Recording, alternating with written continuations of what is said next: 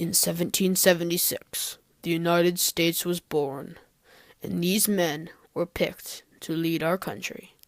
George Washington was number 1, then John Adams and Thomas Jefferson, then 2 Jameses in a row, first Madison, then Monroe. John Quincy Adams' family wasn't new. After all, that was president number 2. Next was Andrew Jackson. But hold on, this rep is not done.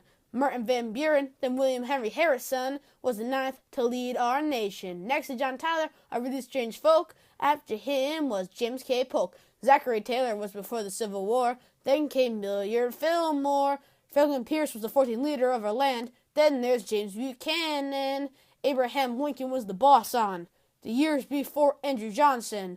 Ulysses S. Grant, then Ruther B. Hayes. James A. Garfield was shot after 200 days. Chester Alan Arthur, then Grover Cleveland. What's so special? You will see. Then Benjamin Harrison was after that. Then Cleveland again, and that's a fact. William McKinley only served 5 years. Theodore Roosevelt was 26th of the leaders. William Howard Taft had a funky mustache, and Woodrow Wilson was skinnier than a muskrat. Warren G. Harding placed limitation on immigration. Calvin Coolidge made history. He was the first vice president to attend a cabinet meet.